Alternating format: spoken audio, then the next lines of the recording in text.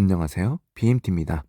페이스북과 트위터, 그리고 네이버와 카카오의 공통점과 그리고 파이코인에 대해서 살펴보면서 빅테크 기업과 다가올 메타에 대해서 한번 살펴보도록 하겠습니다. 우선 기본적인 내용을 좀 살펴볼 필요성이 있습니다. 블록체인의 토크노믹스라는 것은 토큰 블록체인과 이코노미 경제라는 말이 합성 용어입니다. 흔히 토큰 경제라고도 부르는데 각 토큰이나 코인마다 토크노믹스가 존재하며 모두 다른 경제 시스템을 가지고 있습니다.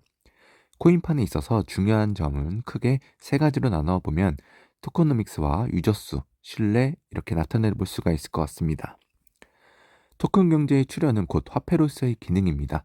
토크노믹스를 설명하기 위해서 우선적으로 화폐의 기능을 알아야 하는데 경제 주체는 이 화폐의 기능을 믿기 때문에 나의 활동에 대한 보상도 이 화폐로 지급받을 수 있게 됩니다. 이 새로운 화폐는 이 세계 코인 시장에서의 화폐인 것이고 화폐의 기본 역할은 교환의 매개, 가치의 척도, 가치의 저장을 이루게 됩니다. 이것이 화폐의 기능인데 이 코인 시장에서는 이 화폐가 그 기능을 이루게 된 것입니다. 중앙은행에서 특정 규칙에 따라 화폐를 발행하는 것처럼 어떤 재단이 특정 프로토콜에 따라 발행하게 됩니다.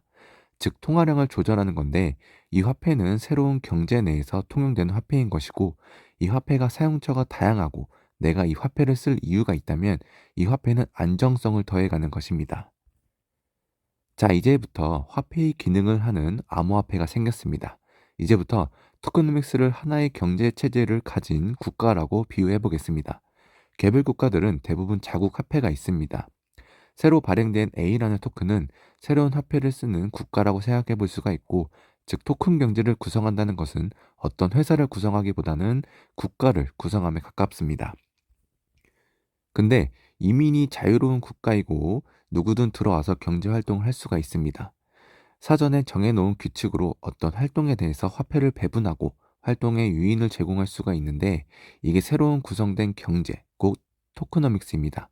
이 토크노믹스는 제한이 없고 자유롭게 설정이 가능하기 때문에 가격 측면에서 위아래 방향으로 모두 폭발력이 있는 겁니다. 토크노믹스의 기본은 유인 구조의 설계라고 생각이 됩니다. 유인이라 함은 결국 나한테 돈이 되는지 경제적 가치를 부여하는지의 여부를 따지게 됩니다. 이것은 투자자들의 심리가 되겠죠. 국가는 토크노믹스라는 경제를 구성했고 사람들은 어디서 경제 활동을 할지 결정할 수 있습니다. 결국 돈은 유인을 발생시키게 됩니다. 유인이 제공된다면 경제 참여자들은 이 경제에 참여하면서 경제 활동을 지속합니다. 또다시 그 경제활동은 행동에 따른 적절한 정도의 보상을 받기를 원하게 되고 그 정도가 적절하다면 많은 사람이 이 국가로 이주해 올 것이고 다시 이를 바탕으로 그 국가는 빠른 속도로 성장하게 됩니다. 자, 플랫폼이 가지는 힘은 곧 접근성, 곧 이것은 유저수로 증가가 되며 이것은 마지막으로 성공의 지름길이라고 설명이 가능할 것 같습니다. 가치를 생산해내는 능력과 유인책이 마련된다면 유저수는 폭발적으로 늘어납니다. 빅테크 기업인 페이스북, 트위터, 네이버, 카카오가 대표적인 플랫폼으로 수많은 유저를 보유 중이고 최근 페이스북의 사명 변경과 일론 머스크의 트위터 인수, 카카오의 데이터 센터 화재 등 긍정이든 부정이든 여론을 몰고 다닐 정도로 이 내재적인 힘은 웬만한 정치판을 압도합니다. 접근성이 좋고 간편하고 사용자 친화적인 데이터베이스를 구축한 그리고 인터페이스까지 역시나 각 플랫폼 기업들은 이미 정상에 올라와 있습니다. 이들과 공통점을 가진 파이 네트워크가 있습니다. 니콜라스 부부의 주된 목적이 폭넓은 사용자와 접근성을 해결하고 이미 확보한 수천 만 명과 실제 가동 중인 노드까지 더해져 이 디앱 개발자들은 너도 나도 할 것 없이 달려들기 좋은 환경인 것을 만들겠다고 했습니다. 실제로 파이 네트워크는 생태계 참여자와 노드 참여자라는 블록체인 사상 탑에 속할 정도로 관심이 매우 뜨겁습니다. 다가올 웹 3.0 메타에서 공석인 왕자의 자리를 파이코인이라는 국가 안에서 활동하는 많은 국민들은 경제활동에 참여하고 파이라는 화폐는 새로운 경제 내에서 통용되는 화폐인 것이고 이 화폐가 사용처가 다양하고 내가 이 화폐를 쓸 이유가 있다면 이 화폐는 안정성을 더해가는 것입니다. 그래서 그토록 생태계에 집착하는 이유도 여기에 있습니다. 여러 번 말씀드렸지만 익지 않은 열매를 따먹으면 맛이 없고 충분히 익을 때까지 기다렸다가 먹어도 늦지 않습니다. 최근 급격하게 튀어오른 마이그레이션과 부트스트랩 기간인 현재가 어찌 보면 큰 방향성을 코앞에 두고 있지 않을까 조심스럽게 예측해 보겠습니다.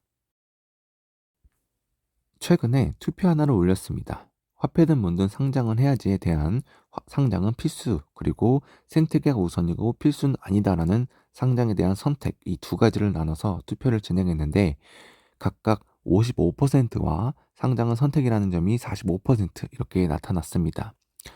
많은 분들도 그렇고 저 역시도 같은 생각이지만 이 코인이라는 것은 거래소 상장 없다는 것은 스캠에 불과하다라는 생각은 저 역시도 동일하게 생각합니다.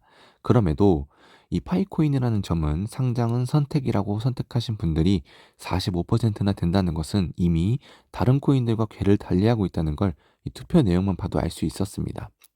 많은 분들이 이 파이라는 화폐를 시장의 평가를 받길 원하지만 그 방법이 거래소를 통해 매수 매도를 통한 것이냐 아니면 생태계로 인한 자연스러운 합의 가치냐를 두고 다를 뿐 목적성에 대해서는 충분히 인지하고 계신 것 같았습니다.